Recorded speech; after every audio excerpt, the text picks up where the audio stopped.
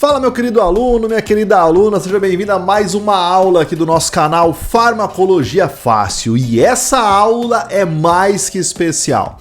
A proposta é ousada, ela é significativa e ela vai resolver boa parte dos seus problemas com a farmacologia, especialmente no estudo dos psicofármacos. O grande objetivo dessa aula é fazer um mega resumo da farmacologia completa do sistema nervoso central. Tenho certeza que você nunca estudou psicofarmacologia desse jeito, com todas as classes, todos os neurônios, sistemas ao mesmo tempo. Então, a viagem vai ser muito interessante para os primórdios das conexões do nosso sistema nervoso central. E se eu te falar que essa é uma das aulas do nosso canal que eu tenho certeza que você vai adorar. Então se inscreva no canal, ative as notificações para não ficar de fora de nenhuma aula postada toda semana. Pelo menos uma vez por semana esse professor vai aparecer para você na tela do seu celular, tablet ou computador, trazendo informações de extrema relevância sobre farmacologia, fisiologia e terapêutica. Então já se inscreve, ativa as notificações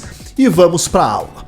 Bem, começando a entender a farmacologia do sistema nervoso central, para que isso seja possível, precisamos entender que o fármaco para tratar doenças do sistema nervoso central, primeiro, antes de mais nada, precisa atravessar a barreira hematoencefálica e chegar até o sistema nervoso central.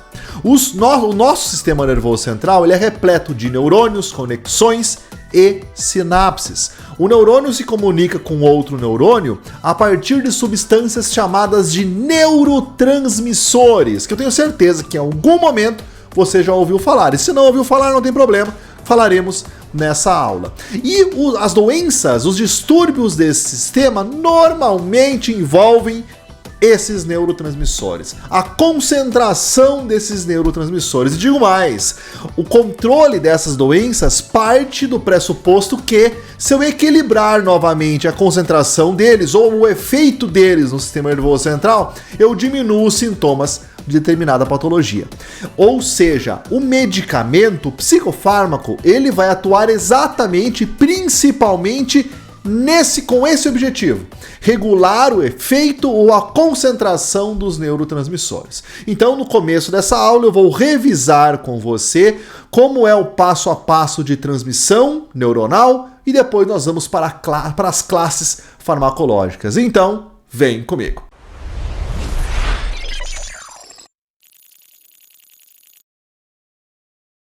Bem, as conexões entre os neurônios acontecem através das sinapses. Sinapses, que são regiões ricas em neurotransmissores. Então, como que funciona basicamente? É enviada uma resposta elétrica de um neurônio que eu chamo de pré-sináptico, antes da sinapse. Essa resposta elétrica, ela promove a entrada de cálcio dentro da célula e esse cálcio vai mobilizar vesículas de neurotransmissores que vão ficar na fenda sináptica e que vão ligar no neurônio pós-sináptico em seus receptores.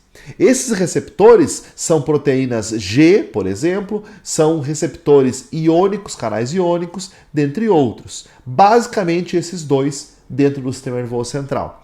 Canais iônicos, por exemplo, permitem a entrada de íons.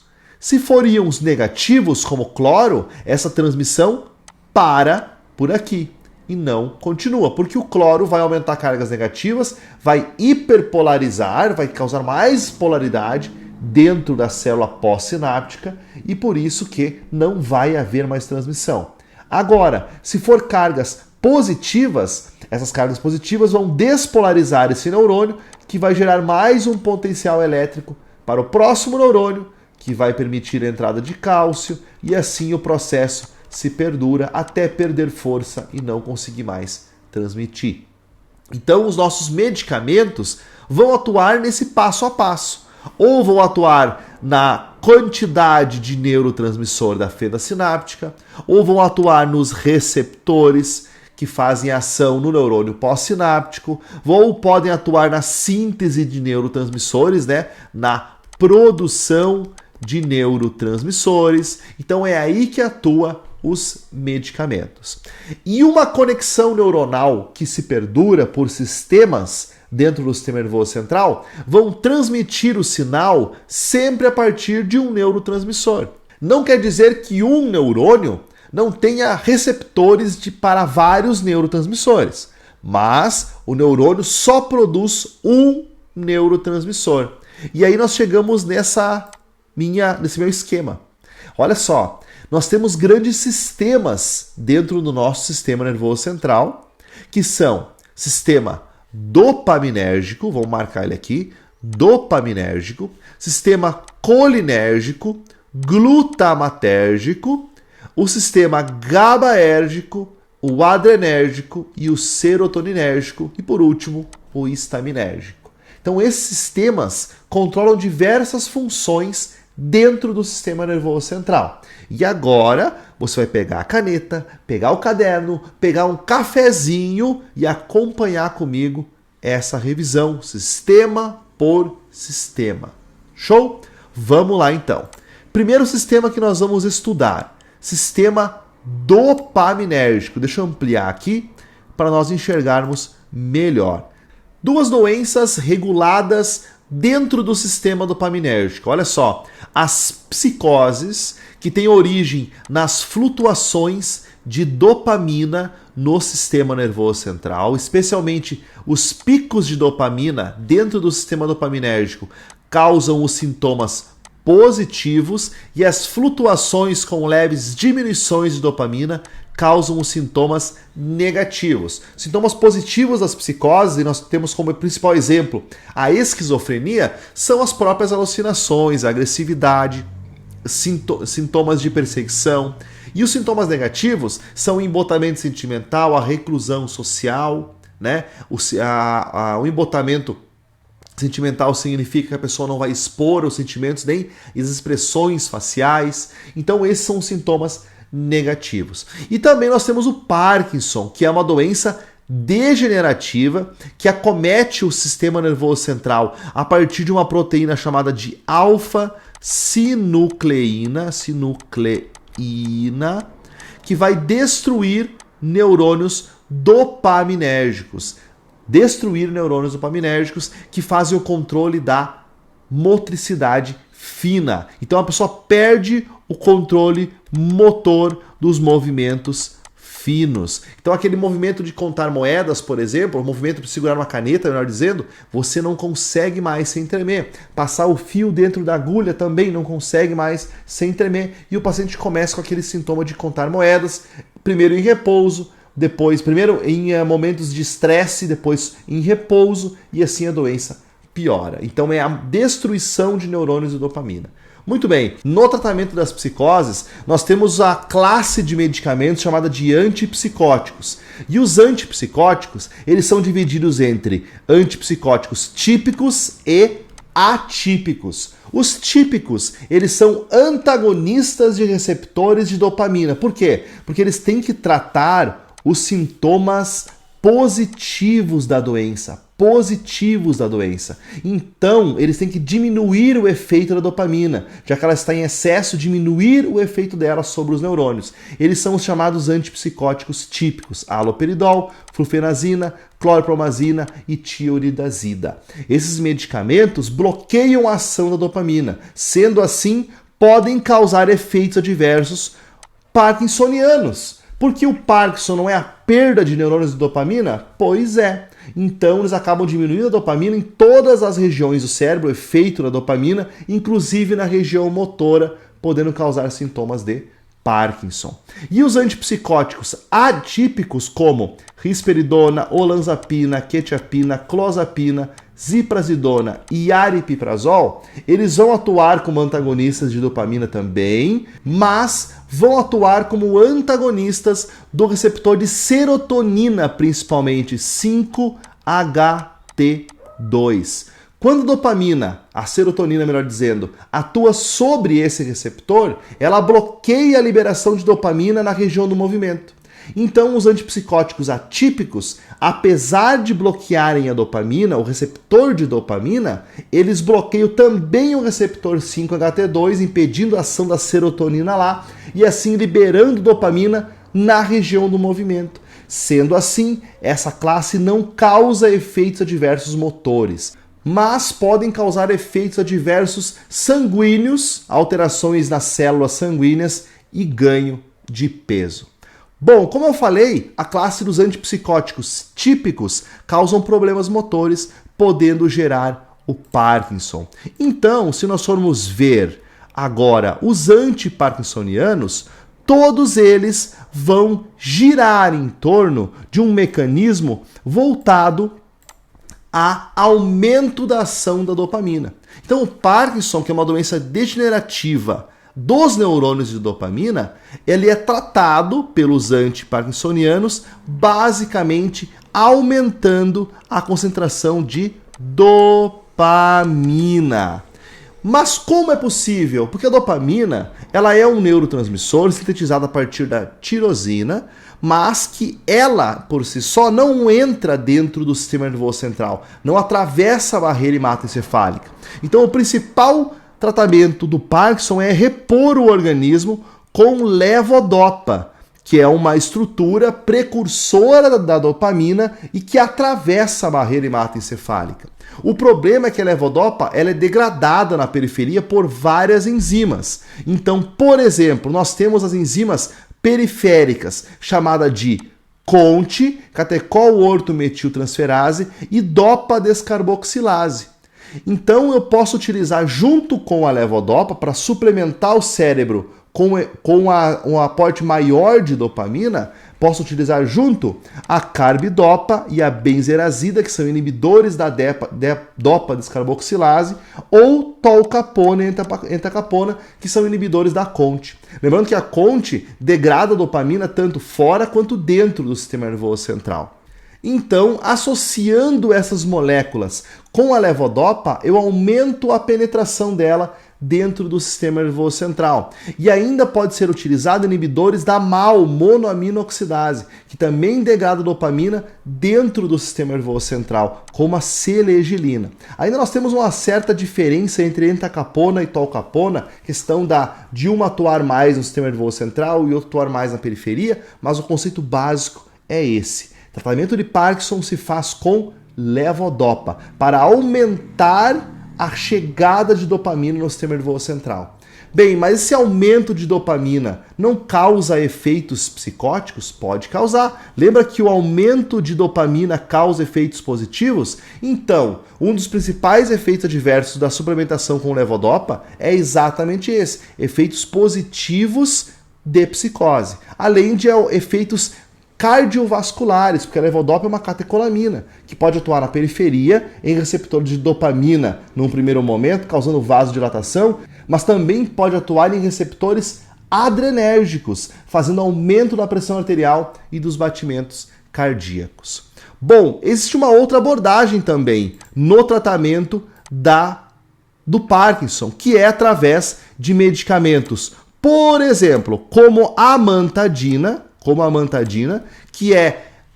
que vai fazer o aumento da liberação de dopamina e inibir a recaptação, ou seja, o retorno dela para as reservas dentro do sistema nervoso central, mas principalmente através de outros mecanismos. Olha só, nós temos os agonistas de receptores de dopamina, ou seja, vão atuar diretamente em receptores de dopamina, não precisando assim ter a dopamina aumentada, e aqueles que diminuem os efeitos da acetilcolina. Por quê? Vamos pensar assim, eu tenho dois sistemas motores, o sistema dopaminérgico, que é inibidor, e o colinérgico, que é ativador. Quando eu perco o sistema inibidor pelo Parkinson, o sistema ativador do movimento aumenta. Então os tremores, a rigidez muscular causada no Parkinson, que surge no Parkinson, boa parte por causa do sistema colinérgico. Então existe um momento no tratamento do paciente com Parkinson que pode ser utilizado anticolinérgicos, que diminuem os efeitos do sistema colinérgico, da acetilcolina, como o trexfenidil, a benztropina e o biperideno. Mas a degeneração de Parkinson pode progredir também para neurônios colinérgicos e aí esses medicamentos são contraindicados. Quando nós falamos, e inclusive podem prejudicar esses medicamentos, o tratamento do Alzheimer, Porque o Alzheimer eu tenho bem o contrário. Eu tenho medicamentos que aumentam o efeito da acetilcolina, porque ela não faz só controle do movimento. A acetilcolina também melhora a memória, o estabelecimento de transmissões de longa duração e memorização. Então nós já vamos entrar no Alzheimer para vocês entenderem. Bom, e os ativadores de receptores de dopamina, ou seja, os agonistas dopaminérgicos? Nós temos as ergolinas, que é a cabergolina e a pergolina, e a bromocriptina, e as não ergolinas, como os rotigotina, ropinerol e apomorfina. Eles atuam diretamente nos receptores de dopamina, ativando os receptores e imitando o efeito da levodopa dentro do sistema nervoso central. Muito bem, vamos agora falar do Alzheimer. Assim como no Parkinson tem uma proteína que causa a doença, que é a alfa-sinucleína, no Alzheimer nós temos a beta-amiloide. Beta-amiloide.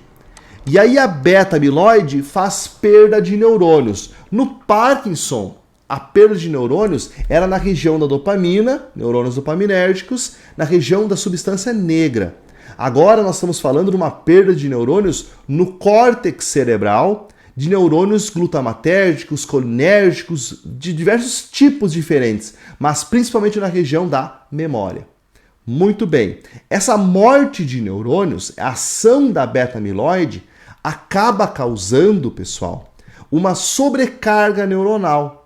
A beta-amiloide, além de causar as placas amiloides ou as placas senis, que são aglomerados de beta-amiloide por fora dos neurônios, causando inflamação, também vai, na forma individual, entrar dentro das células e atacar as mitocôndrias.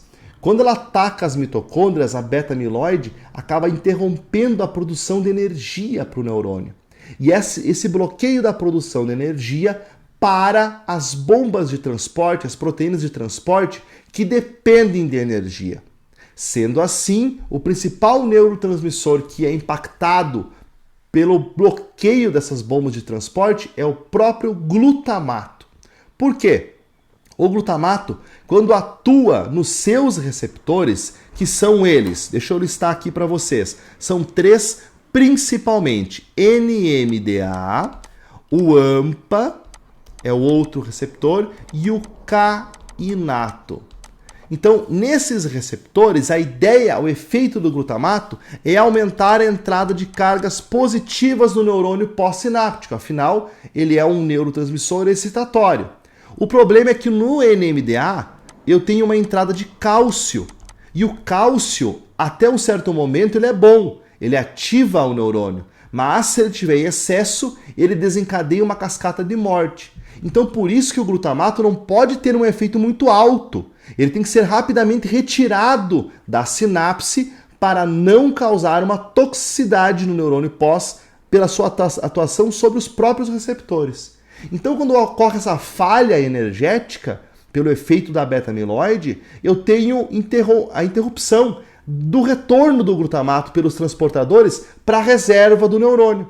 E aí ele fica em grande quantidade na fenda sináptica, atua em uma potência muito maior sobre o NMDA e acaba causando mais morte celular ainda. Por isso que a principal abordagem na doença de Alzheimer é bloquear o efeito do glutamato, com antagonistas NMDA, e temos apenas um medicamento que é dessa classe. Quem é ele? Memantina. A memantina é um inibidor do receptor de glutamato, principal tratamento para Alzheimer. Mas existe uma outra abordagem que é aumentando a acetilcolina. Olha como é controverso, né, a acetilcolina. No Parkinson eu tinha que bloquear a acetilcolina para melhorar o tremor.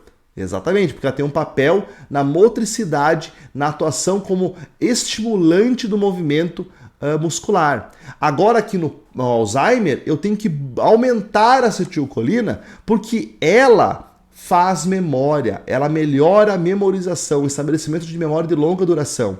Então são utilizados inibidores da acetilcolinesterase, uma enzima que degrada a acetilcolina. Se eu bloqueio a enzima que degrada, a acetilcolina aumenta. Aí nós temos a donepezila, a rivastigmina e a galantamina. Show! O glutamato é um neurotransmissor excitatório.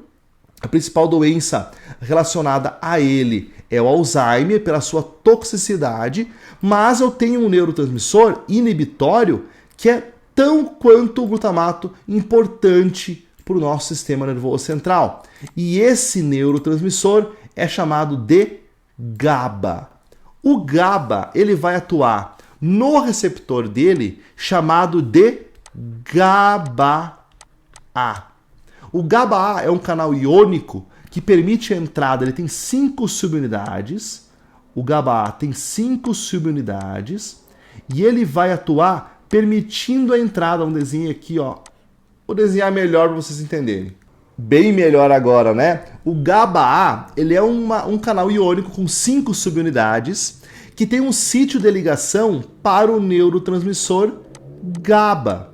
Quando o GABA se liga nesse receptor de membrana, ele permite a entrada do íon cloro negativo. O cloro aumenta as cargas negativas dentro do neurônio pós-sináptico, causando uma hiperpolarização e assim interrompendo a transmissão do sinal. Então ele vai desligando o nosso sistema nervoso central. Então o GABA ele é muito importante, o sistema GABAérgico como um todo, em 2 condições, na ansiedade e na insônia. Nós temos como medicamentos que atuam no sistema GABAérgico, adivinha quem? Os chamados benzodiazepínicos.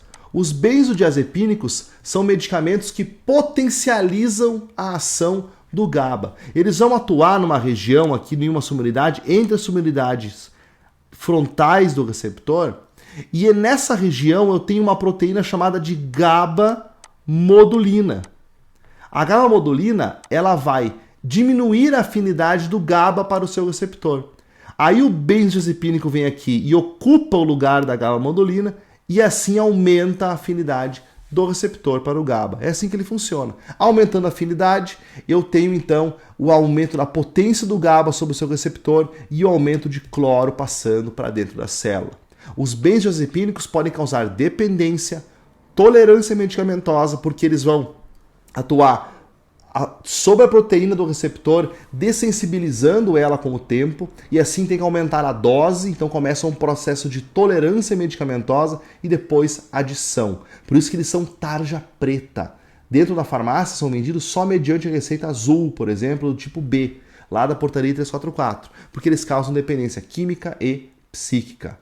Show? O sistema GABAérgico então vai usar os benzodiazepínicos, são eles alprazolam, bromazepam, clonazepam, diazepam, clobazam, lorazepam, flunitrazepam, nitrazepam, midazolam, triazolam, estazolam e flurazepam. Todos eles terminando com PAN. Eles são usados basicamente para tratamento de insônia, mas não só, pessoal. Também são usados para quadros de ansiedade e também como anticonvulsivantes. Sim, eu tenho como tratar convulsão com benzodiazepínicos. Eles têm algumas funções, olha só. Os benzodiazepínicos são anticonvulsivantes, relaxantes musculares, hipnóticos e ansiolíticos. Olha só, ansiolíticos tratam a ansiedade, hipnóticos aumentam a sonolência, né? Estimulam o sono, relaxantes musculares relaxam a musculatura periférica e anticonvulsivantes impedem uma eventual convulsão.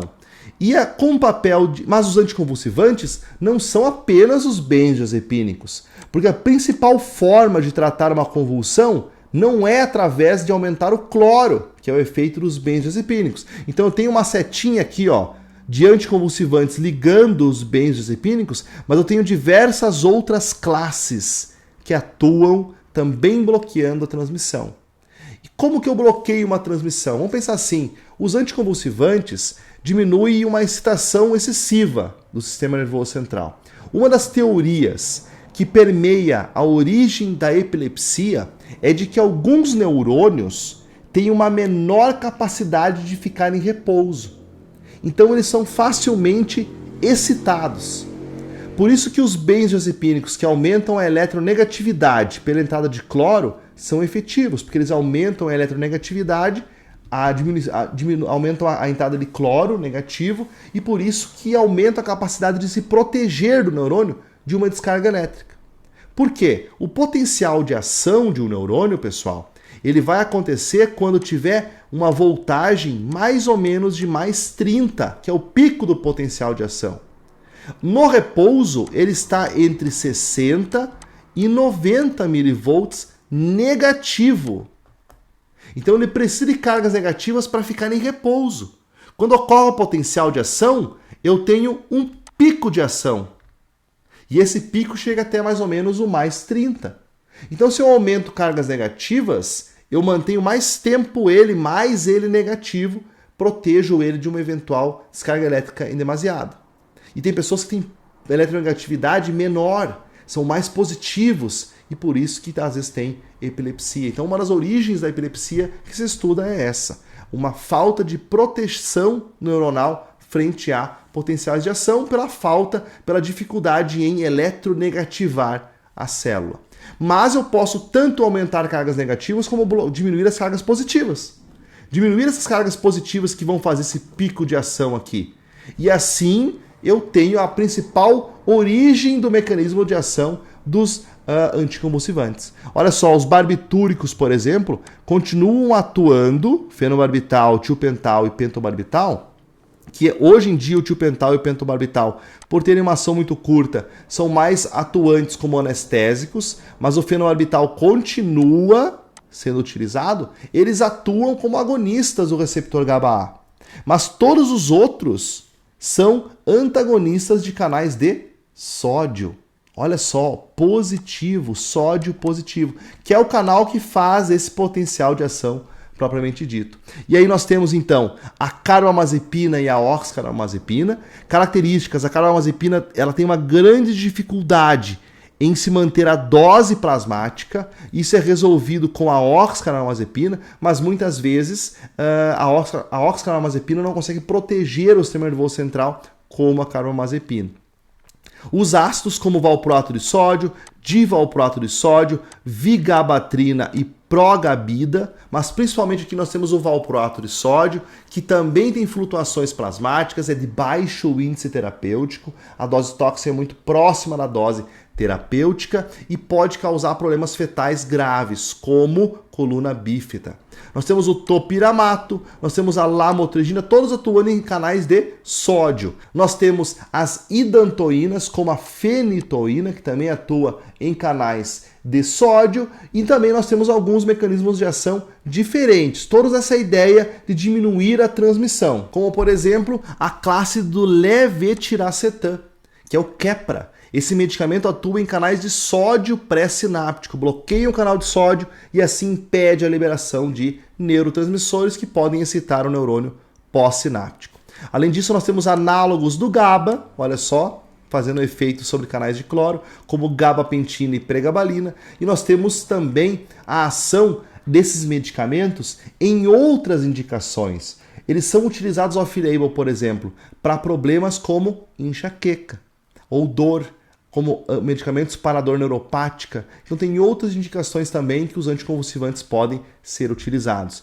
Nós temos uma última classe que atua também para insônia, que são chamados de drogas Z. Eles atuam em um subtipo de canais de GABA-A chamado de canais ômega. E esses canais causam bem menos dependência do que aqueles que são alvo dos benzodiazepínicos. Eles têm uma capacidade, o zolpidem, a zopiclona, a zaleplona e a exopiclona, em induzir o sono. Então são muito utilizados para o início do sono, mas tem pouco potencial na manutenção do sono. Causam dependência também, como os benzodiazepínicos também causam, mas não com tanta intensidade. Muito bem. E aí nós temos um último sistema que é muito importante, que é o sistema serotoninérgico. Olha só, deixa eu aumentar aqui para a gente poder estudar melhor esse sistema. O sistema serotoninérgico. A serotonina, ela está em grande quantidade nos núcleos da RAF, no sistema nervoso central. E lá ela controla a percepção de ambiente e resposta. Ou seja, nos núcleos da RAF eu tenho muitos neurônios de serotonina que saem dos núcleos da RAF para outras regiões e que dão respostas positivas quando o ambiente, quando a percepção sensorial induz que isso aconteça. O distúrbio nesse processo faz com que eu não tenha mais respostas positivas quando eu tiver estímulos positivos. É exatamente isso que acontece na depressão. A depressão é uma falha na percepção do ambiente e na resposta àquele ambiente. Por exemplo, você tem uma nota boa, você tem um momento de felicidade que para qualquer pessoa era um momento de felicidade, mas que para você é um momento de tristeza. Você não consegue mandar uma resposta, emitir uma resposta positiva num estímulo positivo que você ganha. E aí nós temos a teoria das monoaminas, porque não é só a serotonina envolvida, nós temos também a noradrenalina e a dopamina envolvida nesse processo. Por isso eu coloquei aqui depressão, hipótese das monoaminas, envolvendo o sistema adrenérgico pela adrenalina, ou melhor, noradrenalina, o sistema serotoninérgico e também, se pudesse puxar uma setinha lá do sistema dopaminérgico. Aqui está ele, ó, sistema dopaminérgico, também envolvido na hipótese das monoaminas. Essa hipótese diz que quando eu tenho baixos níveis das monoaminas, eu tenho respostas negativas a induções positivas e eu tenho sim depressão. Então eu tenho que aumentar as monoaminas para que eu comece a ter respostas positivas. Muito bem. O principal mecanismo de ação dos antidepressivos é aumentar a serotonina, que é o que mais apresentou o resultado clínico no tratamento da depressão. Então vamos retomar. Eu tenho um neurônio que vai fazer uma ligação sináptica com outro neurônio e essa conexão é através de neurotransmissores. Então vamos imaginar que esse neurotransmissor é a serotonina. Show? Então vem uma resposta, um potencial de ação que abre canais de cálcio e esses canais de cálcio manda para fora vesículas com serotonina. A serotonina vai atuar no seu receptor serotoninérgico e depois ela é recaptada por um transportador chamado de SERT para ser armazenada novamente em uma vesícula e esperar um próximo potencial de ação. Esse potencial de ação vai gerar novamente a liberação de serotonina e a atuação dela no neurônio pós-sináptico. Sendo assim, o medicamento, o principal mecanismo de ação dos antidepressivos, é um mecanismo bloqueador da recaptação dessa serotonina. Então, são inibidores da recaptação da serotonina, vai aumentar assim a quantidade de serotonina, a concentração de serotonina na fenda sináptica, e aí eu tenho maior resposta dela no neurônio pós-sináptico. Muito bem, a principal classe é dos inibidores seletivos da recaptação de serotonina, que é a fluoxetina, paroxetina, sertralina, o citalopram e o escitalopram e a fluvoxamina. Mas, muitas vezes, não basta. É preciso também bloquear a recaptação de noradrenalina. E aí nós temos os inibidores seletivos da recaptação de serotonina e noradrenalina, ou seja, vão atuar no transportador norte também, além do SERT, que é de serotonina, que são então venlafaxina e duloxetina. Esse é o mecanismo básico. Característica geral, eles têm uma meia-vida longa, os antidepressivos dessas duas classes, e demoram mais para fazer efeito. De 1 a 2 semanas, a fluoxetina, por exemplo, demora 4 semanas. O nome desse processo é steady state, que demora até um resultado terapêutico, até aumentar o nível suficiente de neurotransmissor e nas principais regiões do sistema nervoso central. As outras classes de antidepressivos vão atuar em mecanismos paralelos, como por exemplo, os inibidores da recaptação de serotonina e antagonistas alfa-2. O alfa-2 é um receptor pré, que nós vamos falar muito mais no estudo do sistema nervoso autônomo, mas ele tem um papel de, quando estimulado, bloquear a liberação de neurônios de vesículas com noradrenalina. Então, quando ele é bloqueado pelo medicamento, por exemplo, a trazodona, o alfa-2 é bloqueado pela trazodona, ele não consegue mais impedir a liberação de noradrenalina e assim aumenta a noradrenalina na fenda sináptica. Esses são os mais utilizados hoje em dia, mas antigamente nós tínhamos, por exemplo, antidepressivos tricíclicos como única opção para depressão. Eles são inibidores da recaptação de todas as monoaminas. Isso causava muito efeito adverso, principalmente porque eles atuam também em outros receptores, como muscarínicos, como adrenérgicos, como receptores alfa, como receptores estaminérgicos, então causando vários efeitos adversos na periferia. Nessa classe nós encontramos a imipramina, a clomipramina, a amitriptilina e a nortriptilina como principais constituintes. Outra classe mais antiga são os inibidores da MAO, aqueles que são irreversíveis e aqueles que são não são seletivos, bloqueiam a MAO-A e a MAO-B e são irreversíveis, e aqueles que bloqueiam só a MAO-A, que é relacionada com a própria serotonina. E aí nós temos a clorgelina, que foi utilizada por um longo período, mas que começa a apresentar pouco efeito com o tempo. Além deles, com ligações irreversíveis, nós temos aqueles que vão inibir não seletivamente, ou seja, MAO-A e MAO-B, de maneira reversível, como a moclobemida. Só que também hoje em dia é pouco utilizado por causa da efetividade. O ganho terapêutico é muito menor do que utilizando aqueles inibidores seletivos da recaptação de serotonina.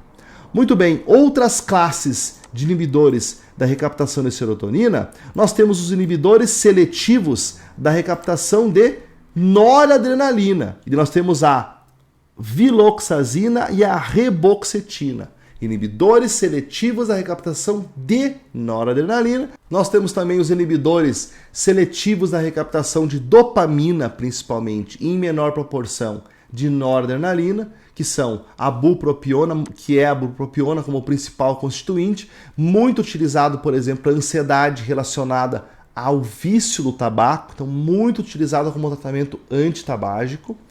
E os antagonistas alfa-2, 5-HT2 e 5-HT3, como a mirtazapina, também é um antidepressivo atípico, né? Muito diferente em mecanismo de ação, mas que pode ser empregado. A última classe de antidepressivo que surgiu nos últimos anos é a classe dos inibidores da recaptação de serotonina polimodais ou multimodais, como a vortioxetina. A vortioxetina é o primeiro protótipo do antidepressivo multimodal, que atua, por exemplo, em receptores 5-HT1 de serotonina, 5-HT1B de serotonina, 5-HT1D, 5-HT3, 5-HT7, vários receptores de serotonina, além de bloquear a recaptação.